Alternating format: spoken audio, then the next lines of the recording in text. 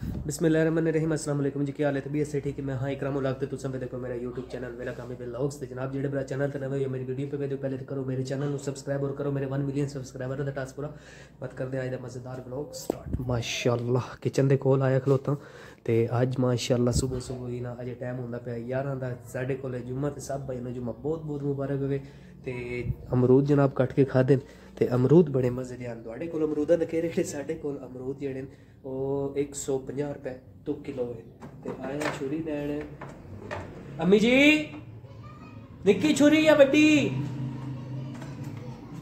निक्की छुरी या बड्डी जी? ओहो छोटी लैनी या बड्डी?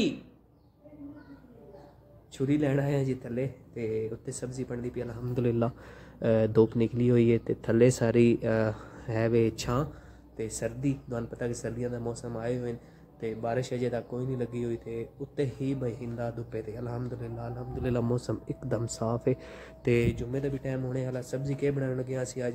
आलू गोभी बनाने लगे ते कल माशाअल्लाह अपनी क्यारी दे विच असी पौधे लाए। ए गुलाब दा फुल है ते एवे चंबेली दा, ए दोवें सदा बहार है ते लाए ते अज इंशाअल्लाह ताला साडी ग्रिल जेहड़ी इत्थे ये सारी लगनी है। उत्तों माशाअल्लाह मैं अपना सॉरी वाइट सीमेंट शुरू किया होया ते इंशाअल्लाह ताला अज जितना भी है गिराज दे सारा वाइट सीमेंट करांगे जनाब। जुतियां शुतियां पा के ते अलहमदुलिल्लाह माशाअल्लाह अब्बू होरी जुराबां आनियां न अज। ए चेक करो माशाअल्लाह डिज़ाइन भी सोहना ते है भी बोल दी जुराब बोल दी जेहड़ी होंदी ना वो बड़ी गरमैश देंदी है, पैर गर्म रहिंदे न अलहमदुलिल्लाह। ते ये जुराबां जनाब पूरे 100 रुपए दी आईयां। तुहाडे कोल जुराबां दा केह् रेट है? तुसीं मैनूं कमेंट करके जरूर दस्सो। ते जनाब एदो है एक चूना शूना असी मारेआ अलहमदुलिल्लाह। बाकी रहांदा जेहड़ा चूना ये भी मार छड़ना ते चूना माशाअल्लाह तुहाडे भराऊ चाह रख दित्ती उत्ते, क्योंकि तुहानू पता कि यार सर्दियों दे विच चाह अगर ना पीवीए ना ते ओह जिसम जेहड़ा पूरा खुलदा ही नहीं। ते अलहमदुलिल्लाह चाह रखी हुई उत्ते, एदो पत्ती निकली पई, एदो चीनी पई हुई ते उबाला थोड़ी देर उसी दे बाद पत्ती भी पसा ते चीनी भी पसा ते माशाअल्लाह कपड़े धो के तार दे उत्ते लटका छोड़े ने। एदे मशीन लाई हुई ए यार तुहानू पता उसी कि असी ना 2-3 दिन पहले बोर्ड जेहड़ा ना उसकी तब्दीली की आई। ए बोर्ड जेहड़ा तुसीं वेखदे पिओ ये पहले हत्थे आई, यानी कि इसनूं असी फिर तार पा के हत्थे ले आंदा। मगर ये भी साडा माशाअल्लाह इत्थे बहुत ही कामयाब होया। मसलन कि जिस टाइम असी कपड़े लाने होन मशीन वगैरह जितनी पिछा रखनी ना उत्थे सिर अड़दा ही ते असी इस मशीन नूं छेकी अगां ले उसां इत्थे कपड़े दूसां बाद इंज ही पिछा कर छड़सां। डेकोरेशन दी डेकोरेशन और अपने काम दा काम अलहमदुलिल्लाह। हुण एक पूर धोता पिया ते अलहमदुलिल्लाह दूसरा पूर जेहड़ा वो भी अनकरीब ਉਹਦੇ ਵਿੱਚ ਪਾ ਦਿਸਾਂ मशीन दे, क्योंकि अजे विच कपड़े हैं ए जग जेहड़ी तुसीं वेखदे पिओ कपड़े वाली है ते ਇਹਦੇ ਵਿੱਚ 2-3 सूट होर पा लसां। यार पिछली बारी भी मैं व्लॉग विच नास दस पाया ए मैं सीमेंट आंदा मैपल लीफ दा। ये मैपल लीफ दा सीमेंट वाइट सीमेंट इनू आखदे न। जेहड़े घर विच चूना मरिंदे हो या जेहड़े घर दे विच डिस्टैंपर मरिंदे हो या जेहड़े घर दे विच पेंट करदे हो उन्होंने मेरी यही हदायत है कि सब तो पहले कोरियां दीवारां जदन भी तुसी कोरियां दीवारां यानी कि कोरियां दीवारां उन्होंने आखदे जो प्लस्तर ताज़ा ताज़ा होया होंदा ते उस कोरियां दीवारां दे उत्ते सब तो पहले तुसी जनाब मैपल लीफ दा वाइट सीमेंट मारसो। वो मारना हर सूरत दे विच ज़रूरी होंदा, क्योंकि अगर तुसी मैपल लीफ दा सीमेंट ना मरेंदे तो तुसी बाद विच चूने मरेंदे हो डिस्टैंपर करेंदे हो या पेंट करेंदे हो साल तो बाद वो जनाब डिग पैंदा, यानी कि रोड़ियां बन के ना वो एंड खल्ले पानी के थल्ले नहीं होंदा। तो इस वास्ते तुहाडे वास्ते बहुत ही जरूरी सब तो पहले कोरियन दीवारां ते वाइट सीमेंट मारना होना है। वेखो माशाअल्लाह ए वाइट सीमेंट आया पिया, ये है वे मैपल लीफ कंपनी, ठीक है। तो ये जनाब है साढ़े रंग है वे क्रैलिक एसिड, है वे साडा जनाब गिलू। क्रैलिक एसिड हूँ केह् चीज़ है?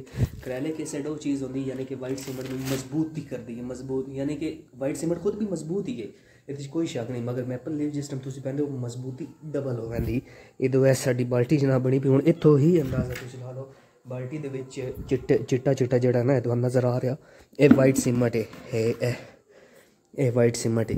इस वास्ते हदायत भी है और रिक्वेस्ट भी है कि ताज़ियां दीवारां या कोरियां दीवारां ते तुसीं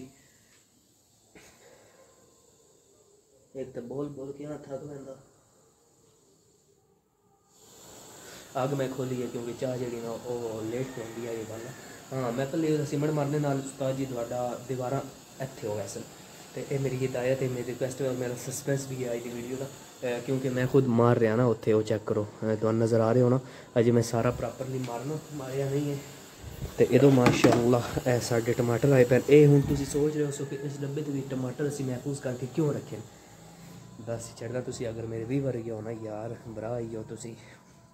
ये जनाब टमाटर असीं इस क्यारी दे विच गढ़ने, क्योंकि ये गंदे टमाटर हैं, खराब टमाटर हैं। खराब टमाटर जिहड़ा हुंदा उसदे भी बहुत ही ज़्यादा ताकतवर होंदे, यानी कि 3 टमाटर असीं इहदे विच बी कढ़ के पसां तो यकीन जानो कि इंशाअल्लाह मैं अपने व्लॉग दे विच ही तुहानूं आखेआ कि ये ओह ही टमाटर गंदे जिन्हां तो नाल वीडियो तुहानूं विच विखाया दस्सिया। तो इन्हां गंदे टमाटरां नाल अलहमदुलिल्लाह बहुत ज़्यादा जनाब साडे टमाटर उस इधर साडा उबाला आ गया। मैं जनाब ना पत्ती शत्ती पा लवां, माशाअल्लाह पत्ती चीनी पा छोड़ी, एठो अग भी खोल छड़ी। हुणे थोड़ी देर तक उबाला आया सी तो बाद जनाब अपने कप्पां दे विच चाह नूं पीसां। अगर किसी भाई चाह पीनी हो तो ज़रूर आओ, वेलकम। सद बिस्मिल्ला चाह पीने रल मिल के गप शप लगाने।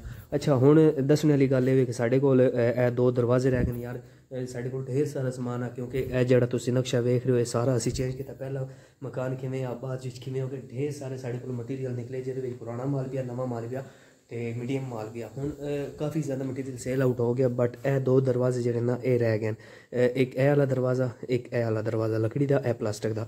अगर किसी भाई नूं दरवाजे की जरूरत हो तो मैं जरूर कमेंट करके दसना, इंशाअल्लाह तुहाडा भरा फुल तुहाडे नाल तामन करसी। अज दा सस्पेंस दोबारा तो मैं तुहानूं दस छड़ा, मैपल लीफ दा वाइट सीमेंट जरूर कोरियां दे बारे तो मारिया करो, उस तो बाद तुसीं चूने और रंग और उस तो बाद डिस्टैंपर किया करो। इस दे नाल तुहाडीआं दीवारां इत्थे हो वैसन और कदी भी चूना बुरसी नहीं।